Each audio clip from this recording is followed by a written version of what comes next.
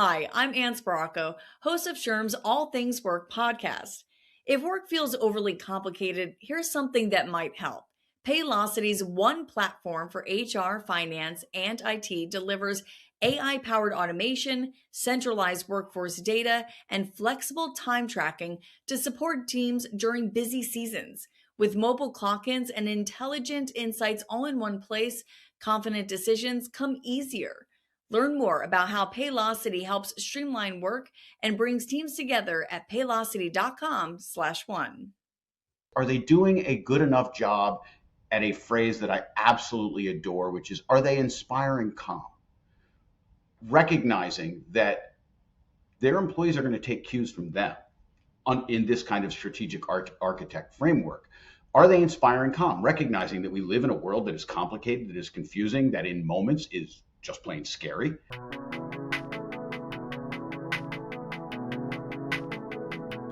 As individuals, we're fascinated by what makes us tick. Personality quizzes like Myers-Briggs and Clifton Strengths help us decode how we interact with people and our environments. But have you ever wondered about the personality type of your organization? Just like people, organizations have distinct personalities defined by their cultures. And research from SHRM's 2026 Global Workplace Culture Report has identified 8 distinct culture types, which can shape everything from your daily experience as an employee to even your career growth. In this episode, we'll explore how understanding your organization's culture type can help you find your fit and align with your strategic goals both in and out of work. Joining us is Michael Cohen, partner at global law firm Duane Morris and an expert in organizational culture who will share actionable insights on how to excel based on his personal insights from this research. Michael, this is actually your second time appearing as a guest on All Things Work, so welcome back. Thank you so much, Ann. It's great to see you, and it truly is a pleasure to be back on the show. It's great to have you back. We're so excited to dive into this. So, Michael, the SHRM's latest Global Workplace Culture Report, as we mentioned, it examines how organizational culture is dynamic, multifaceted, and really shaped by strategic choices going well beyond factors like tradition or geography. Because as we know, there's just so many differences across the globe. So, what is your take on all that goes into how workplace culture is shaped and defined here? To your point, Ann, there are so many factors which are incredibly divergent, but if you can distill them down to a few that become crucially important, I think number one at the top of the list is always meaningful communication that exists between levels, irrespective of which category into which your organization fits. Accessibility of leadership is crucial, and making sure that employees feel comfortable coming to talk to them, making sure that as leaders we are really doing a good job of listening and empathetically and intellectually and compassionately and non-competitively hearing what people are saying is essential. So communication, massive. Find purpose-driven work for employees. And we all know, because we've all been in jobs, in roles where we don't find it right away. And too often the tendency is to say, well, this isn't exactly what I want to do. I'm going to go find someplace else immediately that's going to enable me to have that work right away. And I think the reality is, in most situations, that's simply not what happens. So there is a resilience that exists with regard to finding and ultimately living in that purpose-driven work. It doesn't happen right away. And finally, and I don't think I can overstate this, an ongoing emphasis on inclusion and on diversity. We have seen the studies, we have listened to the podcasts, we have read the articles, and feelings of inclusion, the intentional creation of space with particular individuals in mind, the sense that diversity matters, diversity of thought, diversity of experiences, all of these things, communication, purpose-driven work, commitment, real commitment to inclusion and diversity, all are going to drive workplace culture. I love that you brought that up because really at the end of the day you can have a maybe a tough challenging job, but if you feel if there are inclusive practices and you have that communicative people manager, wow, does that carry you so far. So as I mentioned earlier, there are 8 distinct organizational culture types identified in this big research report SHRM did, each with their own unique strengths and even potential challenges. So, while we won't cover all of them in today's episode, we have created a quiz linked in this episode's description, kind of like a BuzzFeed quiz, if you will. It's fun to help our audience discover their own culture type in their organization. For now, let's explore a couple of the most common ones. So let's start with SHRM's growth collaborator type. It represents 37.2% of organizations surveyed for the report. Let's remind our audience this is globally. That's not a small number right there. It's more than a third. So this is described as an organization that maximizes long-term impact and growth with flexibility, empowering individuals and teams to adapt, innovate, and take ownership here. It also values open structure and strong collaboration, probably thinking cross departmental collaboration there. So, given these descriptions, Michael, can you paint a picture of what you see people doing and how they're interacting day to day in a culture like this? Like let's get an idea of what this looks like on an average day. Sure. And I think a couple of the categories within this growth collaboration that are so important is an organizational willingness to adapt and to be innovative. Uh, and by the way, I think a willingness to adapt and to be innovative just so massively in such a positive way impacts a workplace culture. So again, let's talk about a few different components of that. One is there room for failure inside of your organization? Uh, the reality is mistakes are going to happen. We are going to screw up from time to time. And in my experience, where transformative change, really positive change, very often comes from is a leader's willingness to allow people around them to get it wrong the first time. An organization that stifles creativity, that is not adaptive, that doesn't really focus on innovation, you're standing still. And as we know, standing still, status quo, is kind of moving in reverse. So we really need to allow for failure, allow for these mistakes so that innovation can happen. Second, one of my least favorite phrases in the entire world is back in my day. Oh. And we all have inside of our organizations people who start every other sentence with that phrase, back in my day. And we all appreciate that back in my day, it's not so veiled code for I am who I am. I have a complete unwillingness or inability to change. And I want to continue to do things the way they have always been done. Why? Because that's how they've always been done. There's this amazing clip from a show called Abbott Elementary, which is based on a public school right here in Philadelphia, where I'm from, where an administrator says, if it ain't broke, don't fix it. New challenges mean new problems. And I am so fundamentally opposed to that kind of thinking. Mm-hmm.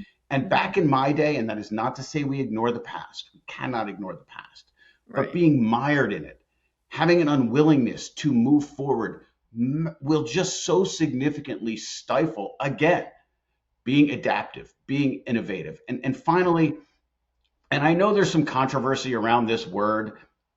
Candidly, I think it's incredibly important. And that is we have to embrace notions of equity because equity matters. Our understanding that people come to our workplace with disparities, having different experiences that they bring with them to the world, and then, of course, to the workplace, will impact what's going to lead them to be most successful.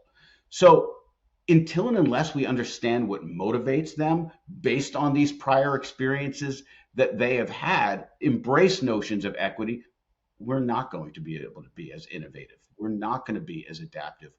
This idea of growth collaboration, I think, is based on these kinds of principles. The future of work is shaped by the talent you hire today.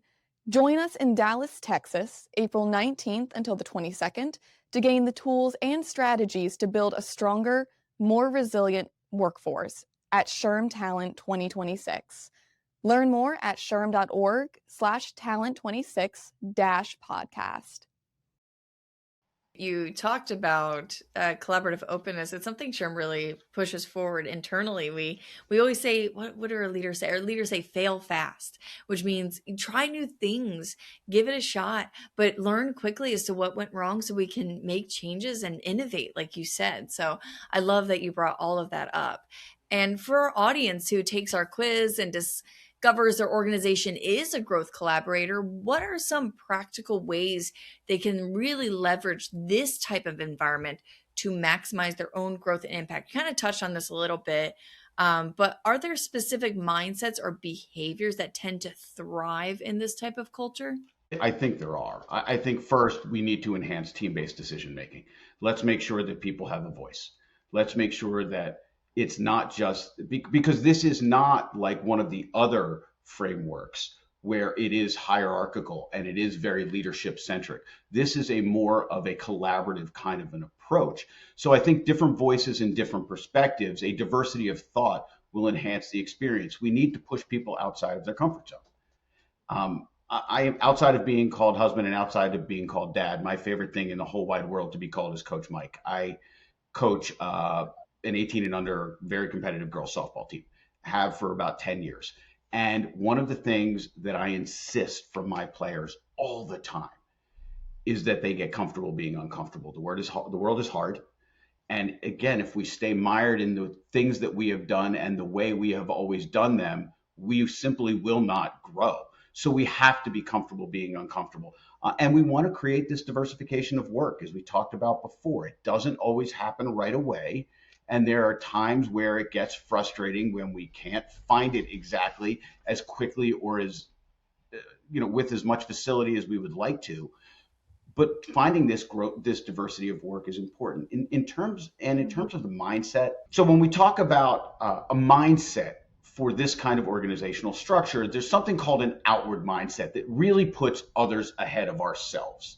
And what we focus on with an outward mindset is sort of the collective goals of the organization, understanding that certain people's needs and certain people's goals, what they look like, and that we have to adapt in order to facilitate individuals to achieve those goals, which of course, from an organizational standpoint, benefits the organization as well. It builds collaboration, it builds teamwork, it builds this sense of selflessness. And this kind of outward mindset is kind of core to this growth collaboration. So the next most common SHRM culture type is the strategic architect, which represents 16.8% of organizations surveyed. These organizations drive strategic initiatives with calculated risk, relying on structured processes, centralized decision-making, and formal feedback. They value really clear communication, like you mentioned earlier, Michael, and strong relationships while maintaining a controlled, really deliberate approach here. So let's paint a picture for this culture type and how people are interacting day to day. Can you walk us through what that would look like from your perspective? Absolutely. With this strategic architect framework, really leadership becomes essential because it is more of a hierarchical approach than the one we've discussed previously.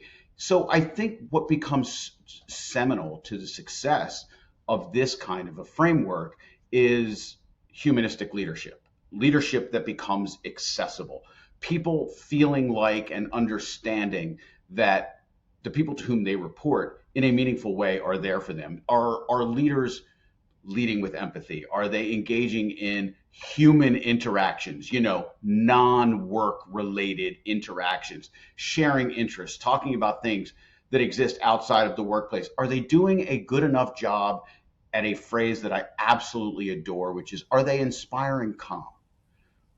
Recognizing that their employees are going to take cues from them in this kind of strategic architect framework. Are they inspiring calm? Recognizing that we live in a world that is complicated, that is confusing, that in moments is just plain scary. Or are they decombusting every time something goes a little bit sideways? Do they go from zero to plaid in 0.4 seconds when things don't work out? The antithesis of making room for failure, like we talked about earlier.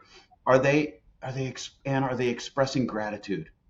And I know it is just so a wildly simple concept, but my goodness, are So they simple. yeah, Yeah. are they saying thank you? And we can't live in the world where Elizabeth Moss and John Hamm back in Mad Men were having the conversation, and Elizabeth Moss is so frustrated with John Hamm and says, "You never say thank you," and he spits right back, "I say thank you every week when I pay you not good enough." And are we listening? Right? Do we, as humans, have the ability to shut up and listen to what people are saying to us? And I mentioned it before. And it's not just hearing people, it is engaged. Yes, thank you. Sorry, I felt that really to the heart that moment. Good, Cut because you off right there. because it matters, right? Yeah. Non-competitive, intellectual, compassionate listening, making Mhm. people feel heard, making people feel like they matter. It takes you so far. It takes your team so far, and not just at work, in your personal life too. All right, so Michael, in our other All Things Work episode that you were on, called "Breaking Through Bias: Ethical and Inclusive Hiring," you said something that really struck a chord with our audience. You said, in regards to HR hiring talent, don't look for a culture fit, look for a culture add. I loved when you said this. It really stuck with me as well. So, with the SHRM Workplace Culture Report highlighting how organizations benefit from diverse approaches, diversity of thought, and strengths, how can professionals identify ways to be a culture add, especially if their personal style or values differ from that dominant culture type? First of all, thank you. Your words are incredibly kind, and I'm glad that it did resonate with people. I think again, a few things we can do. Right, we already talked about being comfortable, being uncomfortable. We talked about the fact that work will continue to evolve, the challenges will continue to become more significant and more diverse, and we have to be comfortable doing things wrong the first time, living in a world of some level of uncertainty. This grind, it's real. Uh, we have to continue to work hard. And the way I always look at that grind is through a sociological phrase that I learned years ago, and it's something called relentless incrementalism. And the whole idea behind relentless incrementalism is that real change, and certainly within a workplace environment, culture change, um, culture add, the way those kinds of changes are facilitated best is not through grand gestures. Mm-hmm. Because in my experience, when you try and make massive change immediately, when you try and create this culture add that fast, it eventually and inevitably it rebounds, it Yeah. ricochets back, it boomerangs, whatever word you want to use. Relentless incrementalism is the understanding that the way change that will happen and will stay is through constant small steps. We are constantly trying to move the ball forward piece by piece. We're doing it incrementally. We are doing it without waver, without hesitation, and without compromise. We are constantly moving forward. I love it. I love it. And from all that you've seen and consulted on through your experience, can you share an example of how someone's unique perspective or their skills really help their organization evolve or succeed, even in those small steps, like you mentioned, and even if they didn't necessarily match that prevailing culture type? Yeah, I mean, I actually can think right now of an organization with which I have worked for years and years. And it was an organization that was a little bit mired in the ideas of back in my day. And notwithstanding my constant pushing, uh, this was who they were. And they weren't, understand, these are not bad people. These are well intending people who overwhelmingly could not get out of their own way. And what you saw because of the back in my day pervasive culture was retention problems, culture issues. The word on the street about this organization was it was not always the easiest place to be. And they brought in this new COO, and this happened accidentally. And this new COO very much was a culture changer and appreciated what something, and you and I have talked about these expressions of gratitude and the importance of saying thank you.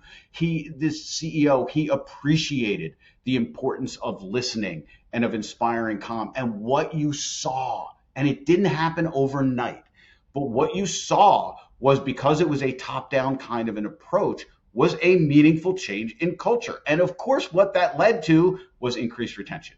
What, of course, that led to was increased collaboration, increased productivity, which of course led to increased profitability as well, which made the CEO, who had been running the organization for a billion years, who was very mired back in my day, get out of back in my day. It was very, very cool to watch. That's I love that example. Thank you for sharing that. Honestly, it kind of even touches on our civility stuff, but I won't go down that road because that could be a whole other episode. Because I do think gratitude, civility, it really just holds hands. Couldn't agree more. Hold hands, and inclusion. They all hold hands. So stepping into more of the employee, maybe an employee might think that their personal style doesn't quite match the organizational culture type. What are some of the challenges that type of employee would really face in that situation? So I think the one we deal with most these days, under circumstances like you've just described, Anne, are mental health challenges. People aren't happy, and whether it's pre-existing mental health conditions, whether it's conditions that become established as a result of what's happening, it's real. And the numbers, we've seen the numbers from the National Alliance on Mental Illness. We've seen numbers that SHRM has put out as well. It's staggering. It's scary. And I think what we need to do organizationally is, when we see people struggling, is to make sure that they understand that we understand that they're struggling. They need to make sure that they understand that there are resources inside of the organization that we can provide that can make a meaningful difference in their life. You'll see frustration. You'll see a lack of productivity, a lack of efficiency, because they're simply not satisfied with what they're doing day to day. And in circumstances like this, what you see is either the employee adapts. Mm-hmm. And please understand, I'm not saying that you can simply adapt from a circumstance where you're dealing with mental health struggle. Right. Mm-hmm. But taking that out of it, you can either adapt, you can conform, which usually is not terribly satisfying. You can try and create your own path inside of the organization, or you leave. And which is why it's so important for organizations to understand, for leadership to understand, that we don't want this revolving door of employees. We don't want these horrible retention numbers. So it's our job to figure out ways to keep people. Not everybody, but the people that are worth saving, we got to figure out a way to keep them. Yeah, it's also good to face that reality. You can't force anybody to stay, or you can't keep 100%. But if you strategize and understand where you can make the change, where you can make that effort, and be effective that way, that's so important. Thank you for bringing that point up. So for the individual employee, going back to this person, we're relating to this person as well.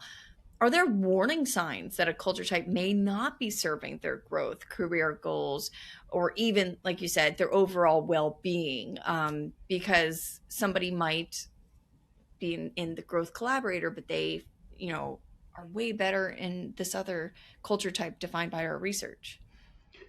I think it's going to depend on the person, and it's going to depend on the organization. Are there warning signs that this may not be the place for them? When you start looking at goals of other employees around you, what are they focused on? And are they in line with what matters to you? If, for example, job satisfaction and really receiving some sort of, or some level of happiness from the work you're performing is what really is central to your being, but the people around you really are focused more on, for example, money. And I'm not saying that in a negative way. That's what motivates an awful lot of people. But it's not what motivates you. Maybe this isn't the right place. If that's the central focus, then it may not be the right place. What's leadership focused on? Do they have the same mindset? Are they facilitating? Are they creating the growth of this environment where people really, their central focus is money? And I will tell you, in my experience, and it's not always the case, where money is the motivating factor, where money is the driving factor, it does not lead to an outward mindset. It leads to people focusing on number one and number one only. They know that they can control themselves. They're going to focus on themselves. They're going to do whatever they can to create the best opportunity for themselves, very often at the cost of others. And I just don't believe that's how you grow an organization. Thank you for bringing that point up.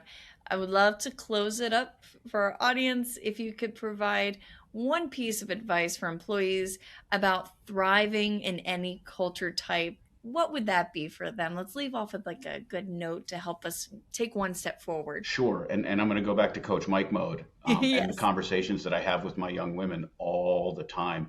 And that is, you have to have an ability to advocate for yourself.